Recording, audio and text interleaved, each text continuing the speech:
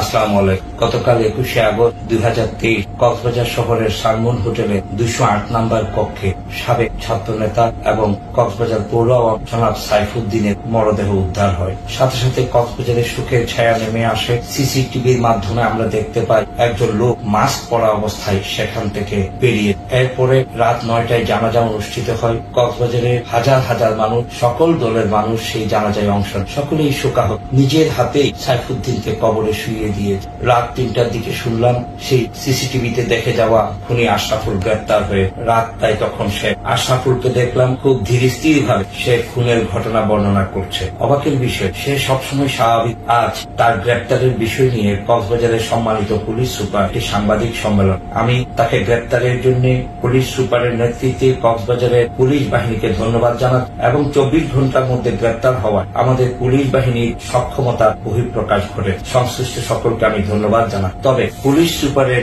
সাংবাদিক সম্মেলনের বক্তব্য আমাকে মর্মাহত করেছে। বক্তব্য তিনি দিয়েছেন প্রায় 10 ঘন্টা আগে। এই সময়ের মধ্যে আমি জনমত যাচাই অনেকেই কৌতুক করে, অনেকেই বলেছে এত তাড়াতাড়ি কেন পুলিশ সুপার তার মন্তব্য দিলেন। আমি বিবেকের তাড়নায় সঠিক ঘটনা উদ্ঘাটনের জন্য আমার মনের মধ্যে অনেক প্রশ্ন জাগছে। এই প্রশ্নগুলো তদন্তের স্বার্থে জানানো বলে আমি মনে। পুলিশ সুপারের বক্তব্য বস্তুনিষ্ঠ নয় এবং সেটি খুনির সাজানো কথাগুলো জাতির সামনে উপস্থাপন। পুলিশ সুপার তার বক্তব্যে জনাব সাইফুদ্দিনের সাংগঠনিক পরিচয় দিয়েছেন, রাজনীতির পরিচয় দিয়েছেন এবং সাথে সাথে ব্যক্তিগত চারিত্রিক স্খলন ঘটানোর কথা বলেছেন। এখন সাইফুদ্দিন মরে গেছে, কিন্তু খুনির কথাই এখন সত্য বলে পুলিশ সুপারের বক্তব্যের মাধ্যমে আমরা জানতে পারছি। তিনি বলেছেন প্রতিহিংসাবশত হত্যা করেছে আশরাফ, কিন্তু এই কথাগুলো সকলের কাছে প্রশ্নবিদ্ধ হয়ে গেছে। তিনি এও বলেন আমাদের কথাগুলো কোনো কিছু ফাইনাল না, তদন্ত রিপোর্ট বের না হওয়া পর্যন্ত কোনো কিছু স্পষ্ট করে বলা যাবে না। তার পিছনে কি আছে, তার পিছনে কারা আছে, তার পিছনে কারা আছে, এই সবগুলো সঠিক তদন্তের মাধ্যমে উদ্ঘাটন হবে। তাহলে আমার প্রশ্ন, সবকিছু যদি স্পষ্ট না হয় তাহলে মৃত ব্যক্তির চরিত্র হননের জন্য এই সাংবাদিক সম্মেলন কেন ডাকা হলো এবং কেন তার পরিচয়টা আপনারা রাজনৈতিক পরিচয়টা সামনে আপনি দায়িত্বশীলতা, এখানে আপনার ব্যক্তিত্ব, এখানে আপনার মনস্তাত্ত্বিক সিদ্ধান্তের ভুল হয়ে আপনি বোধহয় ভালো করে দেখেননি। পুলিশ সুপার সাহেব কে এই আশরাফ? তাদের পরিবারে অনেকেই আছে যারা বিগত দিনে বিভিন্ন খুনের মামলার আসামি। সে মাদ্রাসার ছাত্র, ওয়ামি মাদ্রাসা, যেটি কোনো স্বীকৃতি নেই এবং এই ওয়ামি মাদ্রাসা থেকে অনেক জঙ্গির উত্থান হয়েছে, সেটা আমরা সকলেই জানি সংবাদপত্রের মাধ্যমে। সেখানকার সে সাবেক ছাত্র, সে একজন পেশাদার খুনি।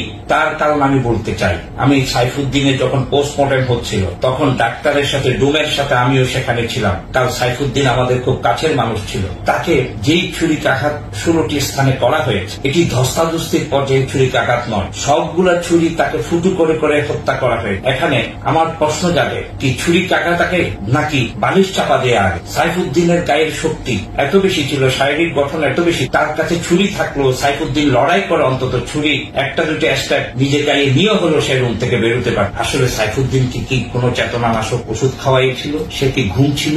আগে কি বালিশ চাপা দেওয়া হয়েছে নাকি ছুরি মেরে হত্যা নিশ্চিত করা হয়েছে? সাইফুদ্দিনের গায়ে তো প্যান্ট ছিল, তার যদি কোনো নৈতিক স্খলন থাকতো তাহলে তার শরীরে কোনো কাপড় থাকতো না। তার গায়ে জিন্সের প্যান্ট ছিল পরা, এমনকি কোমরে বেল্টও ছিল।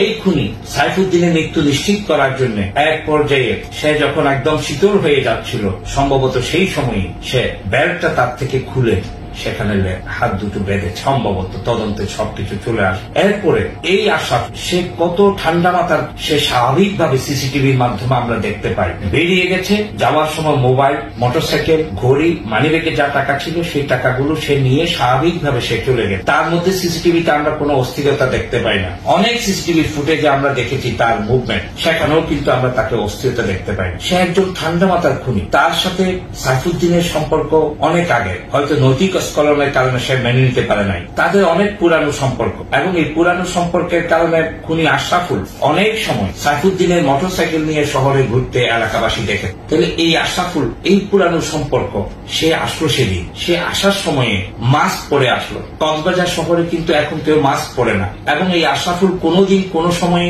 এলাকায় কোনো মাস্ক পরে না। কেন সে মাস্ক পরে আসলো? এরপরে সে মাস্ক পরে মোটরসাইকেলে মাস্ক পরা দেখেছি আমরা তাকে সাইফুদ্দিনের পেছনে, এবং হোটেলে ঢুকতো মাস্ক পরা, হোটেল থেকে 2-3 ঘন্টা পরে খুন করে সে বেরিয়ে যেত আমরা মাস্ক পরা দেখেছি।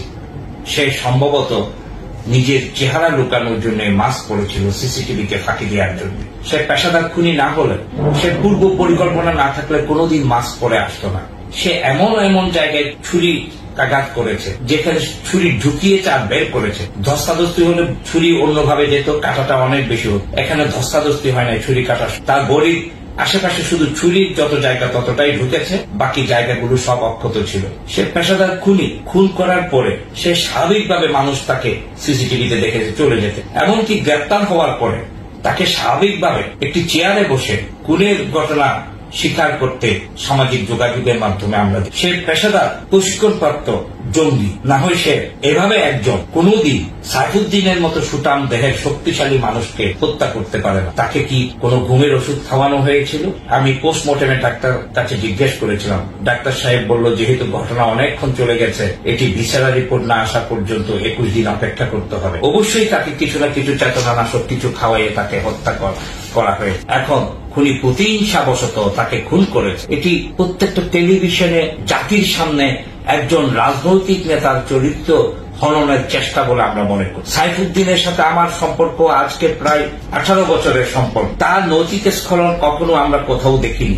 এলাকায় সেই স্কুলের সভাপতি কখনো দেখিনি। হঠাৎ করে আমি মনে করি এই খুনি সে পূর্ব পরিকল্পিতভাবে এসেছে এবং সে যেহেতু জঙ্গি প্রশিক্ষণ প্রাপ্ত, সে খুন পরবর্তীতে যদি সে ধরা পড়ে তাহলে কি বলবে সেটি সে আগে থেকে ঠিক করে রেখেছে। এই খুনি এখন যেই কথা বল এবং পুলিশ সুপার সাহেব এই ঘটনায় আরো কিছু সময় না নিয়ে, তদন্ত না করে, যেইভাবে হঠাৎ করে তার শুনিয়ে দেওয়া বক্তব্য, তার বক্তব্য বলে তিনি জাতির সামনে উত্থাপন করলেন, তাতে আমি শুধু সাইফুদ্দিন বলবো না, আমি বলবো সমাজের একজন শিক্ষানুরাগী, সমাজের একজন রাজনৈতিক কর্মীর মান সম্মান নষ্ট হয়ে। সাইফুদ্দিনের পরিবারের এই দুঃখের কথা কে বলবে? তার 3টা ছেলে আছে, কোনো কিছু প্রমাণ নাই, কিছু নাই। খুনি যা বলেছে সেটাই কি সত্য?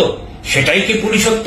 তার বক্তব্য আমরা সত্য নয় বলে মনে করছি এবং তাকে পুলিশ আর পারবে না, কারণ এসপি সাহেব যখন বলেই ফেলেছে এটি প্রতিহিংসাবশত হয়েছে, তারা তদন্তে আর একটা কথা কখনো বলবে না। প্রয়োজনে যে কোনো বাংলাদেশের পেশাদারী বাহিনীর মাধ্যমে তদন্ত চালিয়ে আমরা সঠিক ঘটনা উদ্ধার করব। তার যদি প্রতিহিংসা থাকে তাহলে সে কেন মানিব্যাগের টাকা, মোবাইল, ঘড়ি, মোটরসাইকেল নিয়ে গেল? এটি কি আসলে কি তার সম্পদের লোভের কারণে এই হত্যাকাণ্ড হয়েছে, নাকি কেউ তাকে ভাড়াটিয়া করে সুকৌশলে তাকে হত্যা করেছে, নাকি পুলিশ সুপার যেভাবে খুনির কথা বললেন সেভাবে হত্যা হয়েছে? এগুলো তদন্ত শেষ না হওয়া পর্যন্ত বলাও যাবে না, বিশ্বাসও করা যাবে না। আমি দায়িত্বশীল মানুষদের দায়িত্বের পরিচয় দেওয়ার জন্য আমি আহ্বান জানাচ্ছি এবং এই বক্তব্য প্রত্যাহার করার জন্য আমি কক্সবাজারবাসীর পক্ষ থেকে দাবি জানাচ্ছি। অনেকেই সেখানে দিয়েছেন, অনেকে কৌতুক অথবা অনেকেই অনেক বক্তব্য দিয়েছেন, কিন্তু মনে রাখতে হবে সাইফুদ্দিন যদি দোষ করে তার শাস্তি হোক। প্রমাণের আগে, তদন্তের আগে হত্যার কারণ আমাদেরকে শোনালে সেটা আমরা মেনে নিতে পারি না। আমরা চাই সঠিক তদন্ত, আমরা চাই সঠিক হিসাব এবং এটার পিছনে যদি কিছু থাকে সেটাও তদন্তে বেরিয়ে আসুক। সে যদি এতই প্রতিহিংসা থাকতো, এই ছেলের সাথে তার তো অনেক দিনের পুরানো সম্পর্ক, পুরানো সম্পর্কে তো প্রতিহিংসা থাকার কথা না। এই ছেলে সাইফুদ্দিনের মোটরসাইকেল নিয়ে কক্সবাজার শহরে প্রায় সময় ঘুরতে, কক্সবাজারের আমার মহল্লা গদ্যের ঘোড়াপাড়ার লোকেরা আমাকে বলেছে। তাহলে পূর্ব সম্পর্কের এত প্রতিহিংসা থাকার তো কথা না, এটাও তো মাথায় আনতে হবে, তদন্তে এটা তো এমন না যে সেদিন দেখা হইল। তাদের সাথে মোবাইলে মেসেজ, তাদের সাথে মোবাইলে কথোপকথন, তাদের সাথে সেই ইমেইলে আদান প্রদান, এগুলো অনেক দিনের পুরানো, এগুলো নতুন নয়। এই ঘটনাগুলো আমরা তদন্তের দাবি রাখি এবং সঠিকভাবে সাইফুদ্দিনের আত্মার শান্তি পাক।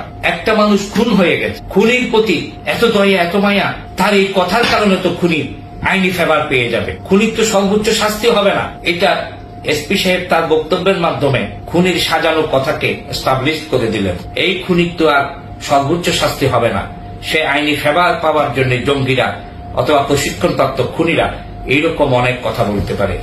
এগুলো বিশ্বাস করা সঠিক নয়। এগুলো সাংবাদিক সম্মেলনে এই ধরনের কথা প্রকাশ করাও সঠিক হয় নাই এবং কক্সবাজারবাসী আরো নিরাপত্তা চাই। কক্সবাজারবাসীর প্রতি মানুষের নিরাপত্তা আরো বৃদ্ধি করা দরকার। আমাদের মধ্যে সামাজিক সচেতনতা দরকার, আমাদের মধ্যে সম্প্রীতি দরকার, আমাদের মধ্যে বন্ধুত্ব আরো বেশি সৃষ্টি করা দরকার, অন্যজনকে সম্মান জানানো আরো বেশি দরকার, এবং আমাদের একজন অন্যজনের নিরাপত্তার দিকে তাকানো আরো বেশি দরকার। সবাইকে অনেক অনেক ধন্যবাদ। খুনির বিচার হোক, খুনির সর্বোচ্চ শাস্তি, এই খুনি যাতে পার না পায়, এটাই আমাদের কামনা, এটাই আমাদের দাবি। খোদা হাফেজ, আসসালামু আলাইকুম, জয় বাংলা।